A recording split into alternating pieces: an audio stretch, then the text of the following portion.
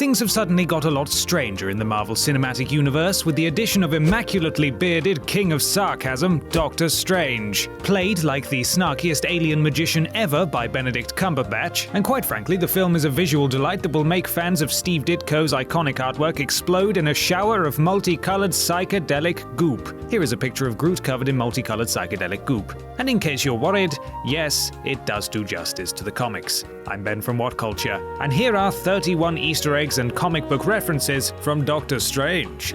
Number 31. Avengers Tower. Right at the start of the film, the camera pans over Strange's New York, and the iconic image of the Avengers Tower can be seen towering above the rest of the city. This is one of only a couple of Avengers nods. You won't find any mention of the Accords or the incident because they haven't actually happened in Strange's world yet. The start of the film appears to happen around the time of Iron Man 2.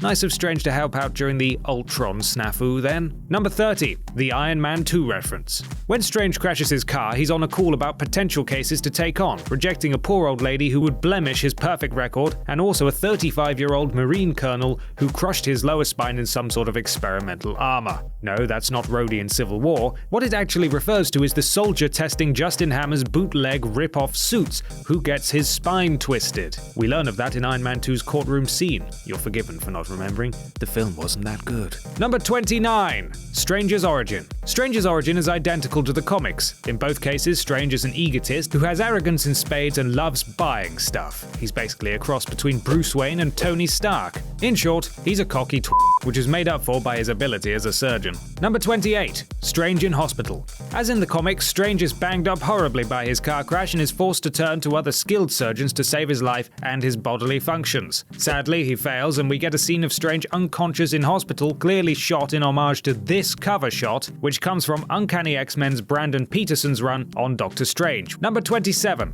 Strange's training. With his career ruined, Strange heads to Tibet to seek magical intervention. Tibet has always been a setting of part of his early backstory in the comics too, as in the film, he went there to train, including a smattering of martial arts work. Number 26. Caecilius. Villain Caecilius is taken from the comics. He's not overly compelling though, and I suppose you could call him a Doctor Strange villain for whackers, # Doctor Strange villain for whackers. He was originally a servant of Baron Mordo, but in the film he's actually more like an amalgamation of several characters, partly Mordo himself, as well as Black Mage Wizard Kalu and his master Dormammu.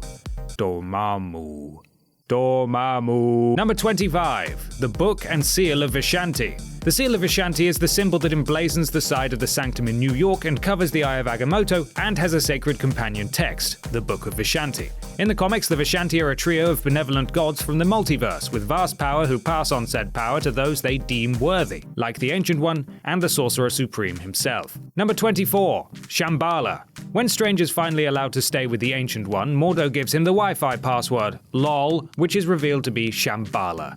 This harks back to the famous Doctor Strange storyline, Into Shambhala, in which Strange was given the chance to shepherd in a golden age for mankind, but at a cost so severe he couldn't bear to pay. Number 23. The pop culture references. The film oddly features a number of pop culture references when Doctor Strange is trying to break the ice with Wong. He asks if he has just a single name like Adele, and then proceeds to mention Bono, Eminem, and Drake, as well as Aristotle. And then later, when the pair meet again, Strange sasses Wong and mentions Beyoncé, who Wong seems not to recognize, only to be revealed in the next scene to be listening to her on his Walkman. Number 22. Night Nurse. Rachel McAdams plays the second iteration of Night Nurse to so far appear on screen in a Marvel project after Claire Temple in the Netflix shows. Her Christine Palmer was one of the trio of female nurses who were the stars of the female-centric comic released in the early 70s, focusing on night shift nurses. There's no hint she'll be using Night Nurse as a codename herself, but this is a truer reflection of the character's origin in the comics. Number 21.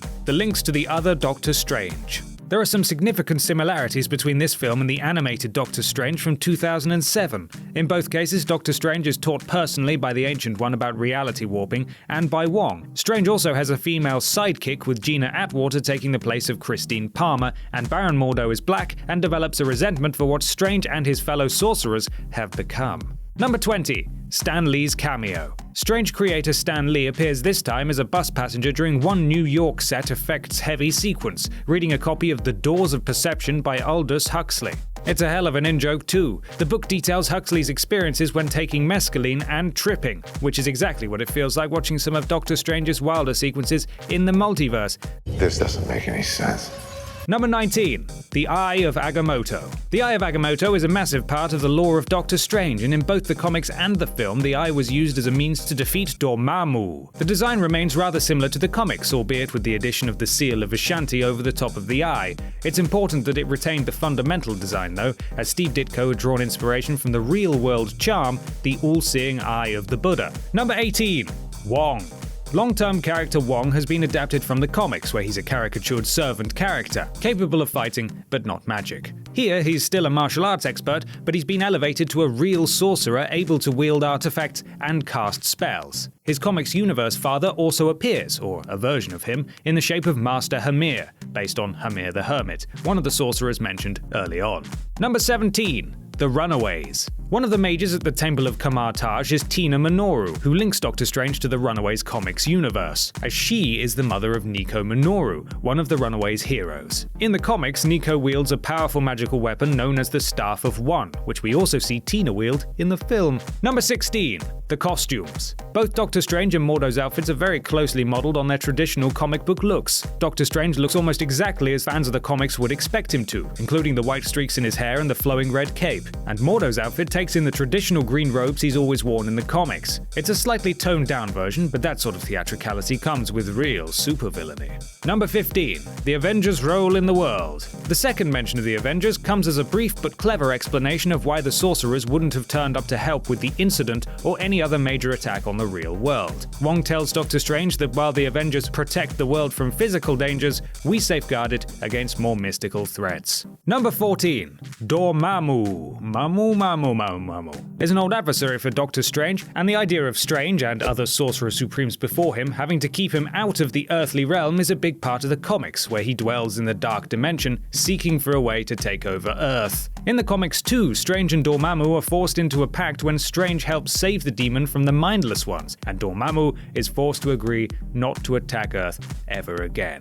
Dormammu. Number 13. The Black Knight. As revealed before release, there was initially going to be an Easter egg specifically pointing to Marvel character the Black Knight. His sword, the Ebony Blade, was to be included but was removed according to Barry Gibbs, the prop master for the film. But the New York Sanctum did include lots of artifacts, and in the background there's definitely a helmet that looks suspiciously like an uncolored version of Black Knight's headwear. Number 12. The Cloak of Levitation equals magic carpet. In the comics, Doctor Strange's Cloak of Levitation is presented without any actual will of its own. In the film, this is extended somewhat to give the cloak more personality, and it definitely feels like the writers and animators went and watched Disney's Aladdin for tips on how to do that. To further confuse matters and make everyone who likes a daft shared universe theory more excited, Aladdin's dad looks almost exactly like Doctor Strange.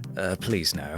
Number 11. The Crimson Bands of CYTTORAK. Even when Doctor Strange is struggling to actually show off the magic, he's capable of conjuring one of his most famous spells from the comics. The Crimson Bands of CYTTORAK is a spell that sends red-colored bands of energy out of Strange's hands like whips to bind his enemies, and he's seen conjuring the spell while fighting Caecilius and his zealots at the New York Sanctum. Number 10. The Matrix. Come on now, they do share some similarities. In both cases, there's a reluctant chosen one, a mystical guide who educates him, a megalomaniac villain seeking more power for himself, and a mostly ignorant general public unaware of the magic happening around them. And there's no denying the Ancient One appears to have taken a page out of Morpheus's book by sending Strange down the rabbit hole to prove to him the reality of his existence. Number 9. Fantasia. According to cinematographer Ben Davis, Disney's experimental film Fantasia was a major visual influence on the film, although, strictly speaking, I'd say Strange's weird worlds are a lot more like Fantasia 2000, which was another level of psychedelia. Number 8.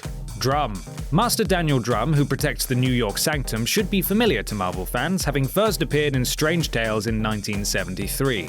He was the original brother Voodoo before his twin brother Jericho took over, and both have frequently appeared in comic titles like Ghost Rider, Doctor Strange, and Hulk. Number 7. the Wand of Watum. At the climax, Wong makes a final stand out in front of the Hong Kong Sanctum. During the fight, he's seen wielding what appears to be the Wand of Watum, another key magical artifact from the comics, as it was the center of the first story uniting the Sorcerer Supreme with Spider-Man. Number 6. The Infinity Stone. Quelle surprise! The Eye of Agamotto is actually an Infinity Stone. Specifically, it is the Time Stone, which allows the user the vision of possible futures, time travel, and control over the Age of Beings. It can also be used as a weapon by trapping enemies or entire worlds in unending loops of time, as Strange does with Dormammu when he meets the creature. Number 5. The Other Realm Design. The design of the multiverse is absolutely stunning. As the Stan Lee Easter egg hints, it's also a hell of a trippy experience too, and there's obviously been a great deal of attention paid to Steve Ditko's outrageous psychedelic designs from the comics. In particular, Ditko's fondness for alien-looking spheres with tentacles is a big part of the movie's multiverse. Number 4.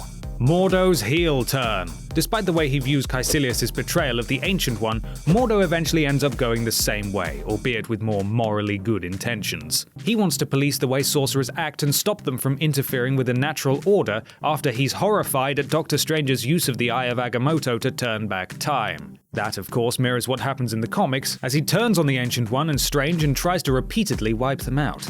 Number 3. The mid-credits. In the mid-credits sequence, Strange meets Thor and reveals that he believes him to be a threat, and that Loki's presence in London is bothering him. Presumably, since Thor is now aware that his brother is alive, both are looking for their missing father, this is a scene picked out of the middle of Thor Ragnarok, just as the post-credits stinger on Ant-Man was a scene taken from Civil War. Number 2. The post-credit stinger. In the stinger, Mordo visits Jonathan Pangborn, who revealed to Strange that the Ancient One had the power to help him, as he himself was a paraplegic whose health was restored using magic. Mordo believes this to be another act of abomination and undoes the work, leaving Pangborn paralyzed, and declares he will be solving the world's sorcerer problem. The final note on the credits also reads, Doctor Strange will return. Good. And number 1, Benedict Cumberbatch's cameo. Yes, you heard that correctly. Benedict Cumberbatch does indeed have a non-Doctor Strange cameo in Doctor Strange. As confirmed by director Scott Derrickson to IGN, Cumberbatch provided the voice and facial capture for Dormammu. And that's our list. Are there any Easter eggs we missed off? Let us know in the comments below, and don't forget to like, share, and subscribe. You can even follow me here on Twitter if you fancy. I'm Ben from Whatculture, and thanks for watching.